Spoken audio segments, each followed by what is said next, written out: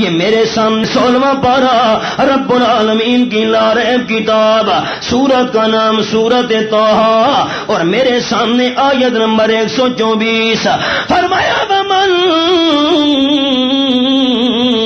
اعرض عن ذکری فإن له معیشۃ ضنکا ونحشرہ یوم القیامت اعمیٰ۔ قیامت کا جب میدان ہوگا، جس بندے نے قرآن سے منہ موڑا، اللہ کے ذکر قرآن سے منہ موڑا، اللہ کریم فرماتے ہیں میں 2 سزائیں دوں گا قرآن سے منہ موڑنے والے کو۔ جس نے قرآن والا عقیدہ نہیں بنایا، قرآن والا عمل نہیں بنایا، قرآن کو اپنا قائد نہیں مانا، قرآن کو اپنا رہنما نہیں بنایا، قرآن کے پیچھے نہیں چلا، میں 2 سزائیں دوں گا۔ ایک سزا دنیا کے اندر دوں گا، دوسری قیامت کے میدان میں سزا دوں گا۔ اللہ جس نے قرآن والا عقیدہ نہیں اپنایا، قیامت کے میدان کے اندر کیا سزا دے گا اور دنیا میں اس کے لیے کیا سزا ہے؟ فرمایا پہلی سزا دنیا کے اندر فَإِنَّ لَهُ مَعِيشَةً ضَنْكَا۔ قرآن پاک سے منہ موڑنے والے بندے کو میں اللہ دل کے سکون سے محروم کر دوں گا۔ دنیا دارو سنو، مالدارو سنو، اور دنیا کے سرداروں سنو، جاگیرداروں خانوں ملکوں سنو، اگر قرآن سے تعلق نہیں رکھا کبھی بھی اللہ دل کا سکون نہیں آنے دے گا۔ بستر پر لیٹا ہوا ہے، کروٹیں بدل رہا ہے، دل بے چین ہے، دل بے قرار ہے، نیند سے محروم ہے، بے سکونی کا شکار۔ ابھی قاری صاحب تعارف کرا رہے تھے نا ہماری جماعت اشاعت توحید و سنہ کا، غلطی کیا ہے، قصور ہمارا کیا ہے؟ شیخ القرآن مولانا غلام اللہ خان رحمت اللہ علیہ کی گردن کاٹنے کی کوشش کی گئی پشاور کی سرزمین کے اندر۔ غلطی کیا تھی؟ حضرت شیخ القرآن مولانا غلام اللہ خان رحمت اللہ علیہ کی جب وفات کے بعد شیخ القرآن مولانا محمد طاہر رحمت اللہ علیہ کو غسل دینے لگے تو ان کے وجود پر کوئی عضو ایسا خالی نہیں تھا جس پر ظالموں کے ظلم کا نشان موجود نہ ہو۔ منہ کالا کر کے گدے پہ سوار کر کے ان کو شہر میں پھرایا گیا۔ غلطی کیا تھی؟ سند المحدثین قاضی شمس الدین رحمت اللہ علیہ پر پتھروں کی بارش کی گئی، سارے کپڑے خون سے رنگین ہو گئے، سارا وجود لہولہان ہو گیا۔ رئیس المفسرین مولانا حسین علی رحمت اللہ علیہ کی بھینسوں کی زبانیں کاٹی گئیں، طالب علم گھڑے سر پہ اٹھا کے آ رہے ہیں پانی کے، نشانہ پتھروں کا بنا کر ان کا پانی زمین پہ بہا دیا گیا۔ طالب علم پیاس سے تڑپتے رہے، مولانا حسین علی بنموٹھے مقدمے بنوائے گئے، شہر چھوڑنا پڑا۔ غلطی کیا تھی؟ قصور کیا تھا؟ یہی دعوت دے رہے ہیں میری جماعت اشاعت توحید و سنہ۔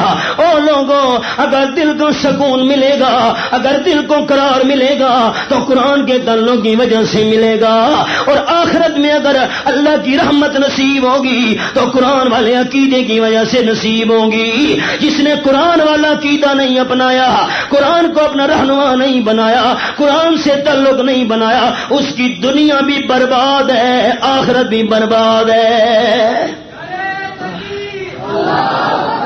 اور کوئی غلطی تو بتاؤ، قصور تو بتاؤ، کوئی مال کا جھگڑا ہے؟ اللہ کریم فرماتے ہیں پہلی سزا دنیا کے اندر میں اللہ دل کا سکون چھین لوں گا، اس کی زندگی تنگ کر دوں گا۔ ناشرہ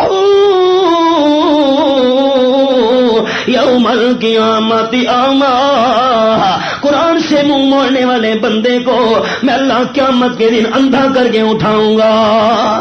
اللہ نے یہ سعادت ہماری جماعت اشاعت توحید و سنہ کے حصے میں لکھی ہے۔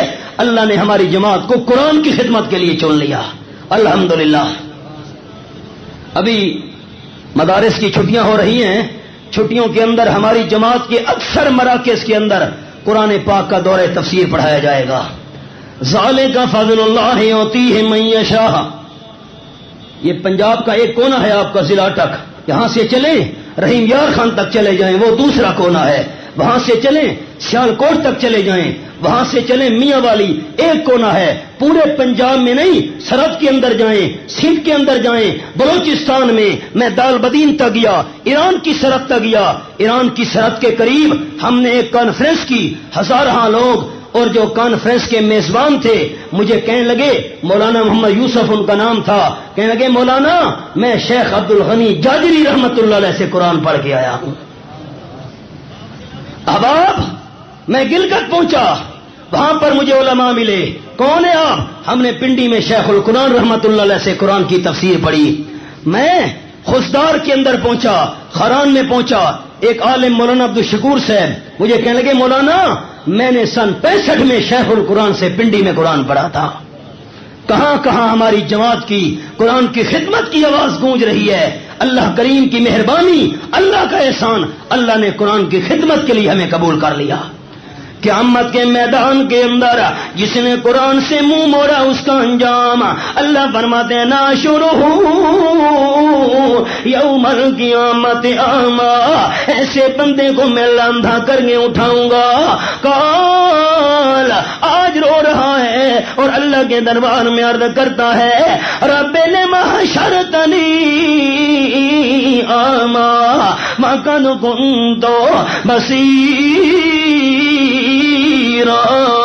اے میرے پروردگار تو نے مجھے اندھا کر کے کیوں اٹھایا، کیوں بنا اسے محروم کر دیا، دنیا میں تو میں اچھا بھلا دیکھنے والا تھا۔ رب العالمین کا جواب قال کذالک، اللہ کریم فرمائیں گے یہی حشر تیرے ساتھ ہونا تھا۔ اللہ کریم کیوں؟ اللہ کریم فرمائیں گے اتدک آیاتنا فنسیتہا وَكَذَلِكَ الْيَوْمَ تُنسَى۔ او ظالم، دنیا کے اندر میں اللہ کریم کا قرآن تیرے پاس چل کے آیا تھا، قرآن سنانے والے چل کے آئے تھے، قرآن بیان کرنے والے چل کے آئے تھے، لیکن فَنَسِيتَهَا، ترکتہا، تو نے قرآن کو چھوڑ دیا، قرآن بیان کرنے والوں کی طرف توجہ نہ دی، ان کو وہابی کہا، ان کے خلاف فتویٰ بازی کی، ان کے راستے میں کانٹے بچھائے، ان کو پتھروں کا نشانہ بنایا، اور دنیا میں تو نے قرآن سے منہ موڑا، آج میں اللہ کی رحمت نے تجھ سے منہ موڑ لیا۔